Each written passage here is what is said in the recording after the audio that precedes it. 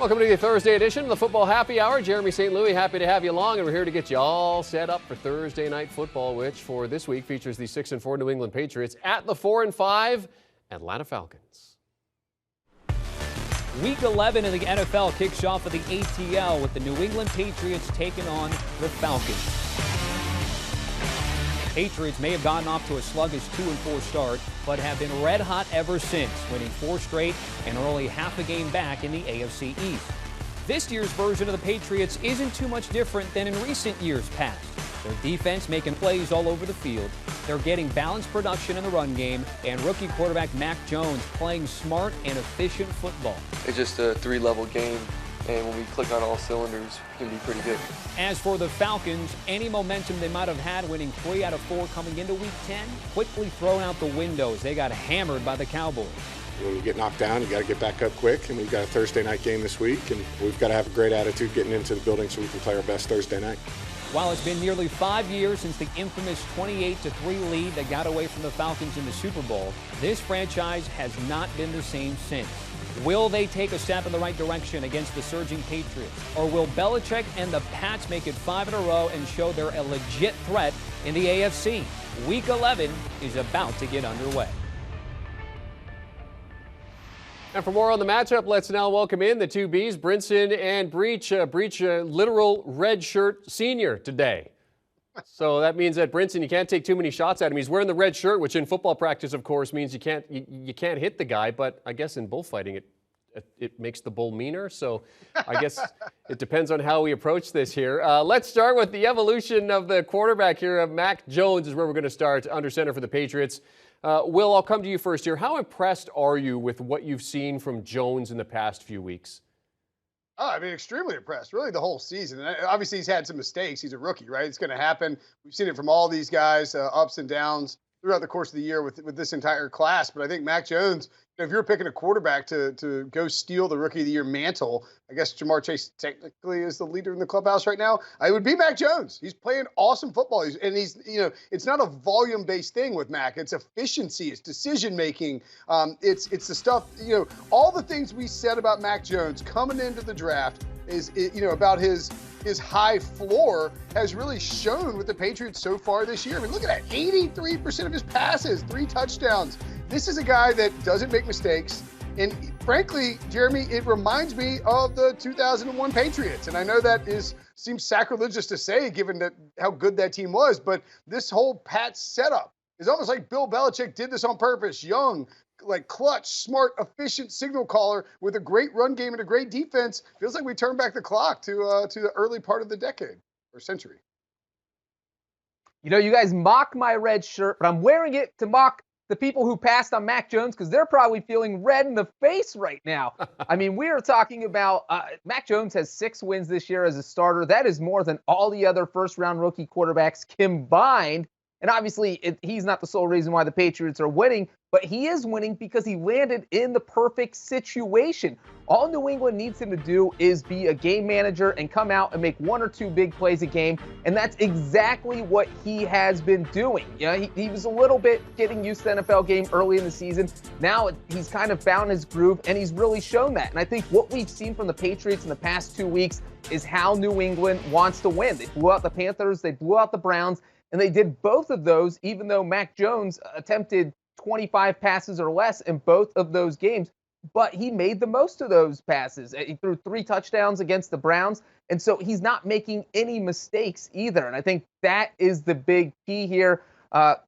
And he keeps getting better every week, and I think that makes the Patriots an absolute threat going forward. As you mentioned, 6 wins, tied for most by a rookie quarterback in Patriots history with a guy that some people may have heard of, Mr. Jim Plunkett, who did that back in 1971. The Pats now sitting as that 6th seed in the AFC, which puts them into the postseason, 4-0 on the road. If they go to 5-0, I mean, the last time they did that, Breach, they went to the Super Bowl and beat Philadelphia. Now, we're not aiming that high, but they're at least playing like a playoff team at this point, aren't they? I mean, read the graphic down there. It says Sportsline gives them a 79.8% chance. Is the Sportsline computer broken? Because that should be higher. I give the Patriots a 99% chance of getting to the playoffs. I feel like they have been one of the best teams in the NFL this year. they're literally only 4 or 5 plays away from being 9-1. I mean, you look at that week 1 loss to the Dolphins. They had a fumble inside the 10-yard line in the final couple minutes where they just need a field goal to win. Obviously, the Nick Folk field goal against the Buccaneers that hit off the upright, the overtime loss to the Cowboys, all very winnable games that easily could have gone the other way. And when you look at the Tampa and Dallas games, you're talking about 2 of the best teams in the NFC, and the Patriots went toe-to-toe with them. Even though they had a rookie quarterback and an offense that was kind of trying to find its own identity at the time. And so when you look at the Patriots right now, I don't think they're just battling for a wild card spot. I think they're battling to win the AFC East. And also, if I had to make a Super Bowl bet right now based on value, I would grab the Patriots at 25-1 because I think they could absolutely win it all. Well, if you listen to the Pick Six podcast, John Breach, and we're too busy picking out your red shirts, you would have already bet on them because we bet on them before the season. I don't know. It seemed insane at the time. It seemed kind of dumb early in the year, and now it seems like a really smart thing. So I'll take it. Look, this New England team, by the way, you mentioned the 5-0 road start. They went to the Super Bowl the last time. They actually went to 5-0 the last 3 times. They started 5-0 on the road. They went to the Super Bowl, and they've made the postseason all 5 times that they started 5-0 on the road. So if they win tonight, very good sign for their playoff chances. And I think you look at, what they have out in front of them. They get the Falcons, of course, tonight, and then the Titans at home. It's sort of a look-ahead spot for both teams, but the Patriots get that extended bye. And then at the Bills, before the Patriots' actual bye, they close with 4 winnable games.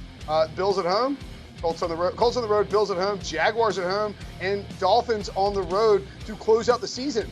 I don't think the Patriots are going to go get the number 1 seed because I think the Bills are still playing some really good football, but it wouldn't be out of control. It wouldn't be crazy if they won the division. It wouldn't be shocking if they got the number 1 seed, but they're going to need Tennessee to stumble. Either way, this looks like a team that is built to cause problems in the playoffs. Do you want to be playing a team with an elite run game, a deadly accurate and efficient young quarterback, and Bill Belichick orchestrating a defense that is malleable and has a top tier pass rusher in Matt Judon plus some other nice pieces coming on strong? No, you don't. I mean, they can beat anybody once they get to the playoffs. AFC teams do not want to see Bill Belichick in the postseason, but they're not going to have a choice. It's going to be very interesting to see where they sit in a month, given those next 4 games on the schedule, plus the bye in there to help break things up. Obviously, a good finish against the Jaguars and the Dolphins could, to your point, give them a good shot at the AFC East. Okay, let's talk about the Atlanta Falcons. They've struggled with consistency over the past month, alternating win-loss, but coming off a terrible loss to the Cowboys as they enter this game. Where is this team at right now under first-year head coach Arthur Smith, Will? I think that they are. I mean, look at the schedule, right? Their wins. Who are their wins against? The Giants, Jets, Dolphins, and then sort of a fluky, weird game at the Saints. That game was not on Halloween, I don't think. But I mean, by and large, when this team plays anyone worth its, a worthwhile opponent, they tend to get blown out, and that's, we'll talk about it more when we actually pick the game. I think Atlanta's just very inconsistent. They lack playmakers. Calvin Ridley stepped away to work on his mental health, and good for him. That is something that might not have been quite as acceptable 10 years ago, and now it's a good thing that he can do that. He gets a full support from his teammates and the organization. But not having Ridley, Cordarrelle Patterson, they basically run their offense through Cordarrelle Patterson, and that's just it's a cool story. He's been awesome this year. It's been great for fantasy, but that's not really sustainable. He's banged up coming to this game. Kyle Pitts, of course, has had a very nice rookie season, but I don't think it's quite as electric as people expected. And really, if a defense can get pressure on Matt Ryan or force the Falcons into becoming one-dimensional and passing too much, you can really crank up the heat on them, and they fold like a cheap suit. So, this is a tough spot for them going up against a team in New England that has had certainly had Atlanta's number over the past few years, depending on what number you want to pick. 28, 3 maybe. Brinson, you don't even have to force the Falcons to be one-dimensional. They do it themselves. They're averaging 83 yards rushing per game. The one thing I will say about this is that 4-5 obviously isn't great, but if you have told a Falcons fan before the season started they would be 4-5 going into week 11 with a first-year coach after losing Julio Jones in the offseason, I think most of them would have probably signed up for it and said, all right, we're in the NFC playoff race. We're hovering around 500. We're happy with that. And if I had to grade Arthur Smith through his first 10 weeks, probably give him a C. I don't think he has been great. I don't think he's been bad. And I think that's a just fine grade in a tough division. They've won some interesting games. Brinson mentioned they beat a lot of bad teams, but they went into New Orleans and beat the Saints. And that's not an easy thing to do. But on the flip side, they just have some inexplicable blowout losses. They've lost 3 games by 23 or more points, which is tied for the second most in the NFL. So when they're losing, they are just getting blown out of the water, and that's what you need to see. That's part of the coaching where, you don't want your players to give up because they're down 2 touchdowns, and that's what it seems like the Falcons do when they're out there. And we saw some of those defensive statistics. Arthur Smith is an offensive guy. I think he kind of went in there and said, all right, we're going to focus on one side of the ball. Let's turn this offense around. And it has. It's gotten a little bit better. As Brinson said, they're working the offense through Cordell Patterson. It has looked decent so far this season. But obviously, if he's injured, that throws a wrench in everything you're trying to do. There's a lot of room for improvement. I think Arthur Smith has done an okay job here in his first year. Yeah, Patterson, a game-time decision tonight. If he can't go, that'll be Mike Davis and Wayne Gallman doing your running back by committee as they try to get their offense going. A bad loss last week against the Cowboys, expecting some kind of bounce back, at least from the Falcons, you would hope. With that in mind, let's talk props here. John, with Patterson a question mark, who is your top player prop for tonight? Well, it is someone who is not going to be substituting for Cordell Patterson, and that is Younghoe Koo. My top player prop is going with the Falcons kicker to hit over 1.5 field goals. You see the number there. That is plus 110. That is a fantastic number to be getting with Koo. First of all, he almost never misses. He is hitting 93.8% of his field goals this year, which is the 4th highest number in the NFL. And more importantly, he has hit 2 or more field goals in 4 of his past 5 games. The Falcons know how good he is. They do not have any problem trotting him out there to try field goals. And I will be surprised if he doesn't hit the over here. So I love the over of Koo and 1.5. The kicker bit that Breach does every Thursday for this hit is actually genius, because I don't think anyone is actually tracking them. And Breach's kicking knowledge we're sort of just blindly confident in Breach's ability to nail these kicker props. You're like, yeah, I mean, this Younghoe Koo bet sounds fantastic. I got to get in on this action. I'm gonna go with a slightly bigger name that actually will be affected by Cordell Patterson's absence and by Hayden Hurst's absence as well. Kyle Pitts is, assuming that Cordell Patterson is out, is going to be the clear-cut #1 option for the Atlanta Falcons in terms of their passing game. I'd be curious to see if he slides in line a little bit more because Hurst he's already ruled out. But either way, Bill Belichick is going to take Pitts away. He's going to put a cornerback on him, because if you look at Pitts' numbers, his yards per route run I think it's more than double when he's matched up against a linebacker or a safety, whereas versus cornerbacks, he's really struggled this year. Belichick's going to put a cornerback on Kyle Pitts, and he's going to bracket him with a safety, and he's going to toss J.C. Jackson out there and Russell Gage, and he's going to ask the Falcons to win with Zacchaeus and Russell Gage. And good luck, Matt Ryan. It's not going to be easy. The last thing he's going to let the Falcons do is win with Kyle Pitts. I love the under for Kyle Pitts. I would take it down to 60.5, maybe even down to 58.5. Hope you watched the show yesterday. 66.5. Dropped 6 whole yards. I gave it out on Wednesday evening. And the Pats come in as the favorites here. The total sitting at 47 points for the over-under here. So, Will, when you look at that number, what's your play on the total? I think I lean towards the under. I don't love the under. The biggest concern I have is if you look at some of the Pats' recent games, notably against they just, they hung 45 on the Browns. No mercy, right? They hung 54, I think, on the Jets recently. And granted, Bill Belichick hates the Jets because, he quit, and he hates the Browns because they fired him. So maybe there's something there where he just wanted to get a little personal, a little spiteful by running up the score. Maybe he won't do the same thing with Atlanta. But that's sort of my fear, is that the Patriots get a big lead. They keep pounding the ball. They keep finding the end zone, and you get some garbage time scoring for the Falcons. But to me, this is kind of a stone cold under look. With the way that the Patriots are playing on both sides of the ball, they should be able to limit the Falcons enough to keep this under the total. Yeah, and you look at the Patriots during their 4-game winning streak, they are giving up just 12.5 points per game. So I like Brinson's logic of leaning toward the under, but I'm going with the over. And that is because you look at this 4-game winning streak, they have gone, the over has hit in 3 of those past 4 games. And if you go back even further, the Patriots, the over has hit in 5 of their past 6 games. And as you see there, in their past 6 games, the Patriots are averaging 34 points per game. So they might come close to hitting this over on their own. We just saw them score 45 against Cleveland, scored 54 against the Jets a couple weeks ago. I mean, this offense has kind of found a groove. They are scoring points in bunches. The defense forces key turnovers all the time, and the offense usually turns those into points. So I think the Patriots score in the 30s tonight. So it's just a matter of whether or not the Falcons can get above, say, 14 or 17.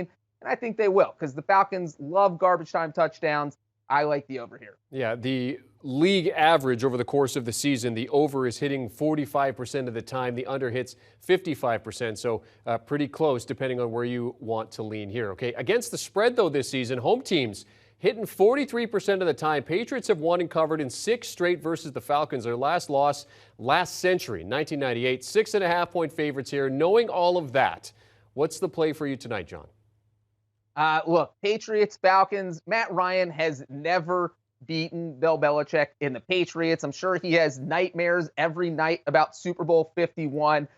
So there is just no way I can take the Falcons here, especially if Cordero Patterson's out. I don't know what they're going to do on offense. The whole offense runs through him, and you take him out of there, all of a sudden, now you have to kind of figure things out on the fly. And the Patriots are always one step ahead of you. And one thing that you rarely see in New England is the Patriots losing to a team that is worse than them. On paper, New England feels like the better team here. I won't be surprised if they win by double digits.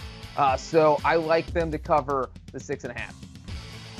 Yeah, I mean, look, a lot of sharp people and people I respect are on the Falcons here. They're catching 7 at home in a primetime game. We've seen in the last few weeks a lot of these primetime games with the home teams catching points. Miami last Thursday, for example, or a perfect example of it, where just a shocking result that you don't see coming. But when I saw this line pop up when Brinson and I did the Early Odds podcast on Sunday afternoon, I think it was Pats minus 5.5, and it screamed Pats to me. I mean, this is just a much better football team, and we've seen the Falcons get really beat up by quality football teams over the course of the season. The Patriots are taking care of business against inferior opponents, and they should be able to run all freaking day. They got Damian Harris back, Ramondre Stevenson playing really well. I think they'll actually come out and throw early with Mac Jones, get him in a rhythm, force the Falcons and Dean Pease and that defense to back up, and then just pound the football like they did against the Browns. I like the Pats in a runaway here. They are Will Brinson and John Breach. Breach, just for the record, I do love the shirt, man. It's vibrant and stunning, just like you and your picks. Giving us Thursday night picks as we get you all set for New England at Atlanta, 8:20 p.m. Eastern tonight. For more from Brinson, Breach, and the rest of the Super Friends, be sure to check out the Pick 6 podcast. The guy's giving you all the info you need to know each week, and some info you probably don't need to know. Download and follow wherever you get your preferred audio. Do you want a sports network that delivers everything that matters about the game? The highlights, the picks, the instant analysis, no yelling, no fake debates, no politics. Hit the subscribe button and never miss a moment.